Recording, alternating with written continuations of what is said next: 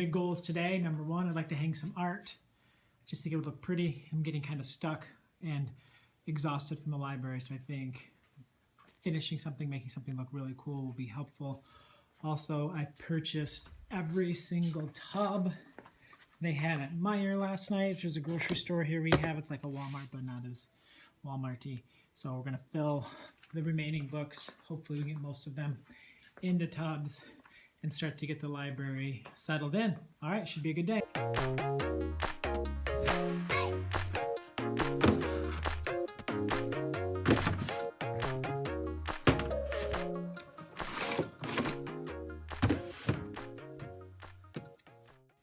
Margie's here, yay!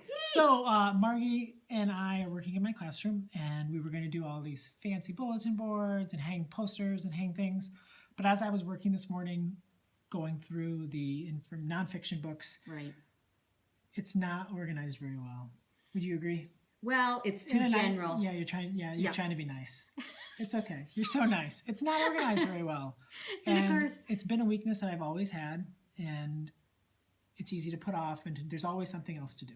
Of course. So what we're going to work on now is we're starting with all of the books that are animal books, because I have hundreds of books in animal tubs.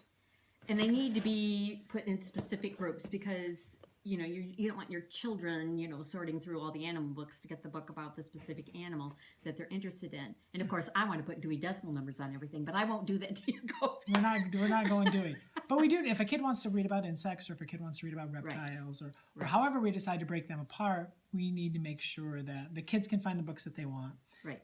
So that's what we're gonna do. Everything should be about your patrons. Absolutely. Everything. I'm a little nervous. So what is our first step? You're in charge here. What's our first step? Well, I think we should do a box at a time. Start making piles. I think we should, we can do it here, but I think we should go over to the other table, start making our piles, and then put everything back in the tubs. And then make some new labels. Make some new labels. All right, we ready? I'm ready. Let's do it. All right. No. So Margie and I started to sort these animal books like I said we were about to do. And within 4 seconds, I looked at her, because I could see it in her eyes, and I said, Margie, am I going to help? And she goes, no, just go do something else.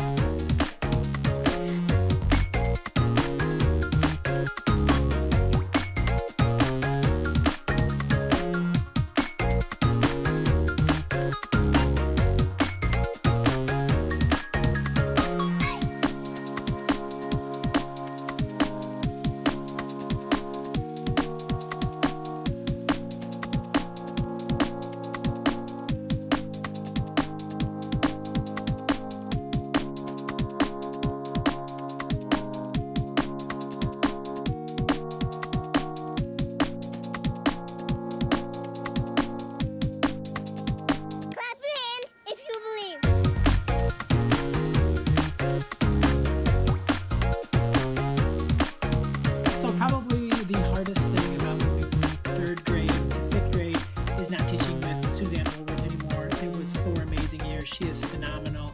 One of the greatest teachers I have ever seen. I learned so much from her.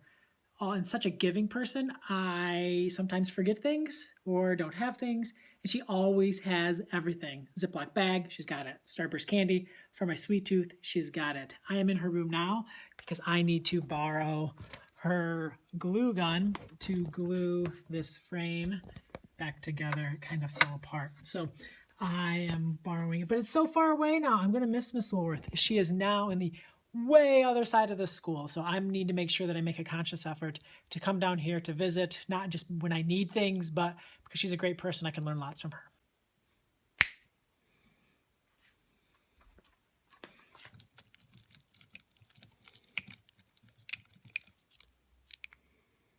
So Margie has been hard at work, going from the world's worst organized nonfiction classroom library to a little bit better. So Margie, let's talk a little bit about what you did. Well, what I did is I tried to put all of the books in categories where your students could find what they're really interested in and easily, like I put all the habitat books together, whether it was wild, like coyotes and wolves, I put those with the dog books, because they would be interested in that. Tigers went with the cat books. I've got mammals, reptiles and amphibians, habitats, animals in general, anything having to do with ocean or freshwater life, insects, birds. It's just been fun. I just whipped through that, and then over here I started going through some of your science and social studies books. And you've got United States history, planets, human body, wacky weather, geology, plants, United States. This is a cool category about making community connections, things that kids can do. It's just been a lot of fun. You have a wonderful collection of books here, Kobe. So we pretty much started with animals, science, social studies, biography. Right. And now we have broken those, I use the word we very loosely. You have broken those into about 15, 20, 25 different categories, making it easier on my readers. Right. It'll be easier for them. And plus, you know, your library is going to grow and, you know, these tubs will fill up. So, and we also found where we had some holes. Right. And I've been taking notes. Because when you have animal books and you have giant baskets filled with animal books, you don't realize, oh my goodness, I only have 3 bird books. Or 1 horse and pony book. Oh, it's so embarrassing. So, yes. So, we made some progress. We did. Yay! I know!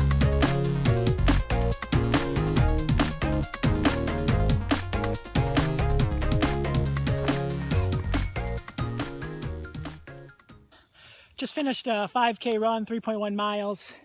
Ran it in a 7:11 pace. For me, that is way fast, by far my fastest run of the year. I've never ran an actual 5K, like a road race, that fast. So technically it's my fastest 5K I've ever ran. But I don't think I can count it because it wasn't in an actual race. Felt good though. Felt really good. I was thinking before I head back into school, I'm right here. School is right here. My parents live right there. A lot of times when people ask me my favorite book as a kid, I get a chance to tell my Hatchet story, how I fell in love with Hatchet as a kid, how I used to play. Pretend that I was Hatchet. I would be Brian Roberson, lost in the Canadian wilderness in the woods, and I would use the Parma woods. So like right there, that's where I would play Hatchet. Kind of cool, right? And a little secret hidden here towards the end of this video. I have a book coming out in April 10th, called The Creativity Project, and in it I wrote a short story, and it is set in those woods. Wrapping up day 4. The room is really starting to come together. We actually have paper and border and bulletin board. Margie brought that stuff in. It looks great. Library is coming together. Starting to take all the labels off. Going to try to be a little more uniform there. Have an idea for something that I think is really fun, that's going to be helpful to kids. Excited about that. This wall has come so far. I got some kid-lit art up here. We actually have bulletin board paper there. I love it. Wouldn't it be a fun class to read in? Wouldn't this be a fun class to read in? Seriously, sit there, read a book. Excited.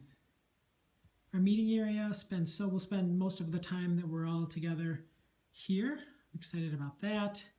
Library is coming along with the massive nonfiction explosion that we did today with Margie. Graphic novels are still looking good. The books that you'll see like on top, we just need to get stickers or a tub for those. Fantasy's looking solid. Need some more tubs. Some historical fiction. Concept books are writing and language books. This is our author / series section. Looking pretty good. Yeah. And then the nonfiction explosion, which we talked about earlier in the video, still needs some work, but man, Margie did a lot of work. Has come so far. Need some more bins, some more things going there. More nonfiction books there. The room has come a long ways.